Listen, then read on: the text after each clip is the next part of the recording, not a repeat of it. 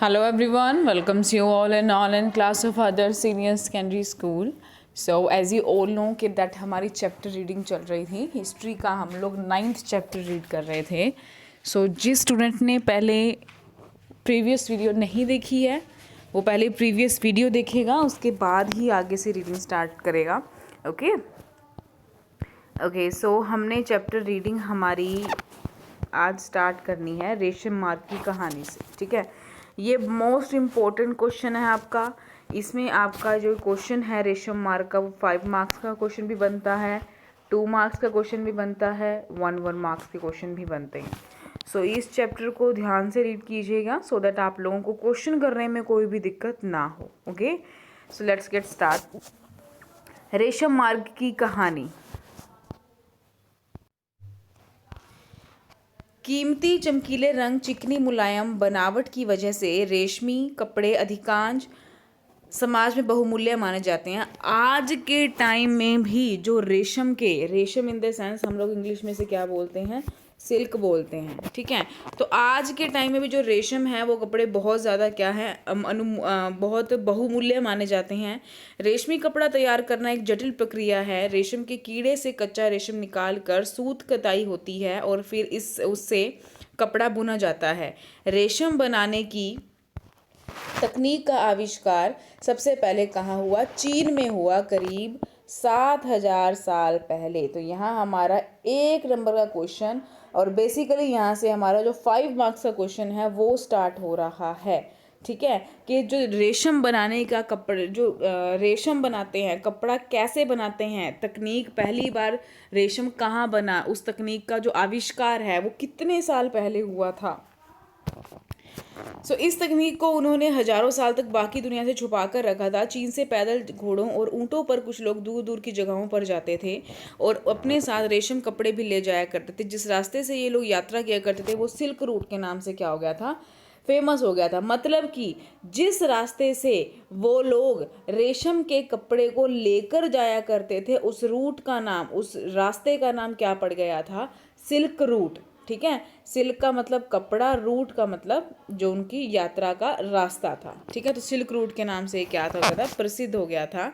कभी कभी चीन के शासक ईरान और पश्चिम एशिया के शासकों को उपहार के तौर पर रेशम कपड़े भेजते थे. यहाँ से रेशम के बारे में जानकारी और भी पश्चिम की ओर फैल गई. करीब 2000 साल पहले रोम के शासकों और धनी लोगों के बीच में रेशमी कपड़ा बनाने का एक फैशन बन गया, पहनना एक फैशन बन गया. इसकी कीमत बहुत ही ज़्यादा होती थी क्योंकि चीन से इसे लाने में दुर्गम पहाड़ी और रेगिस्तान रास्तों से होकर जाना पड़ता था. यही नहीं, रास्ते के आसपास रहने वाले लोग व्यापारियों से यात्रा शुल्क भी मांगते थे. यात्रा शुल्क मतलब कि टैक्स भी मांगते थे. मतलब कि जो रेशम का कपड़ा था वो बहुत ज़्यादा क्या था, महंगा था.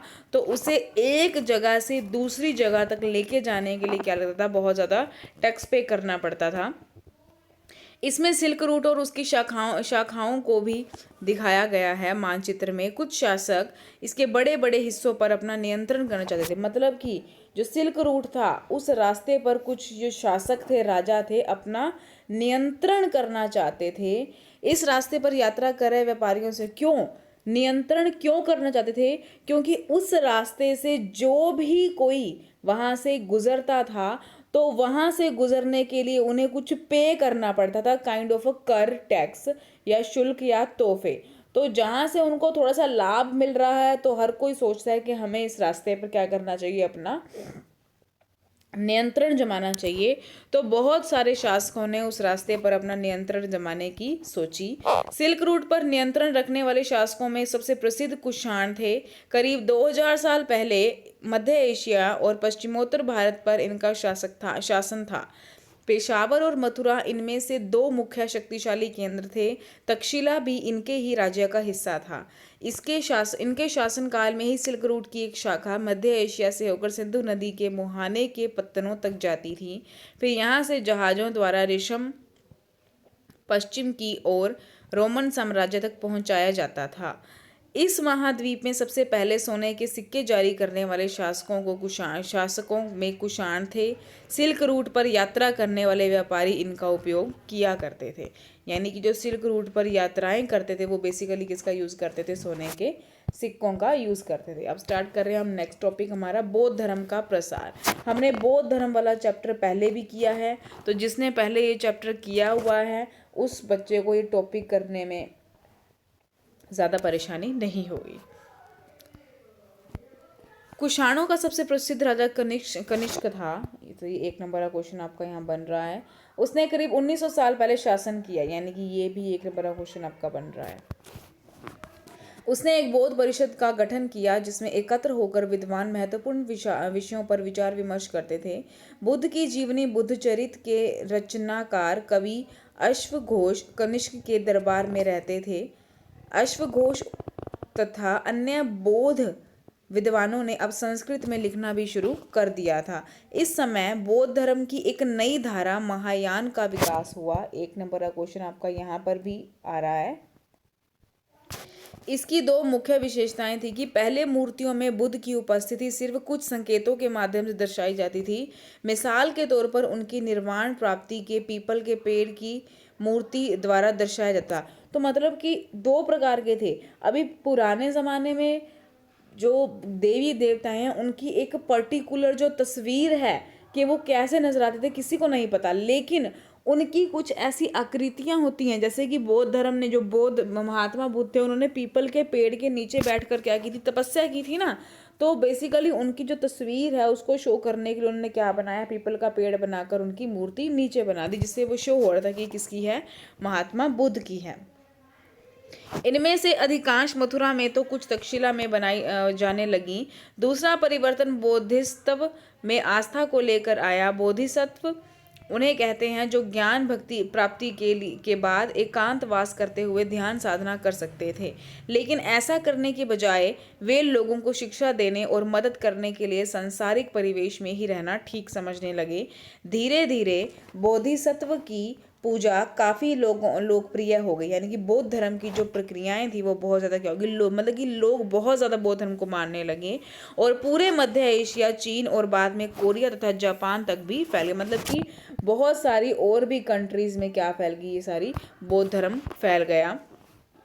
बौद्ध धर्म का प्रसार पश्चिमी और दक्षिणी भारत में हुआ, जहाँ बौद्ध भिक्षुओं के रहने के लिए पहाड़ों में दर्जनों गुफाएं खोदी गई थी। भिक्षुओं मतलब कि जो भिक्षा मांगकर अपना खाना खाते थे, गुजारा करते थे। इनमें से कुछ गुफाएं राजा और रानियों के आदेश पर बनाई गई, तो कुछ व्यापारियों तथा कृषकों द्वारा। इनमें से मतलब कि वो गुफाएं थी वो किसके द्वारा बनाई गई थी, राजा और रानियों के द्वारा। मतलब कि उनके जो रहने की जगहें थी वो किसके द्वारा दान की जाती थी, राजाओं के द्वारा, सो दैट वहाँ पर वो रह सकें। इनमें से ज़्यादातर गुफाएं पश्चिमी घाट के दर्रों के पास बनाई गई थी। दक्कन के शहरों और तटों के समृद्ध बंदरगाहों और इनमें इन्हें जोड़ने वाली सड़कों की इन्हीं दर्रों से होकर गुजरती थी। ऐसा लगता है कि यात्रा करने वाले व्यापारी इन गुफाओं वाले मठों क्या होता है, जहाँ पर बौद्ध भिक्षु रहा करते थे, मठों में विश्राम के लिए रुकते थे। बौद्ध धर्म दक्षिण पूर्व की ओर श्रीलंका, म्यांमार, थाईलैंड और इंडोनेशिया सहित दक्षिण पूर्व एशिया के अन्य भागों में भी फैला।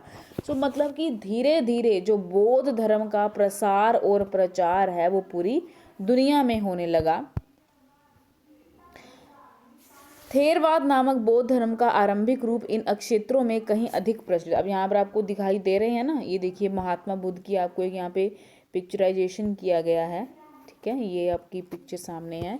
सो इसके जो आगे का चैप्टर है तीर्थ यात्रियों की जिज्ञासा, इस यहाँ हम कल रीड करेंगे इस चैप्टर को, ठीक है।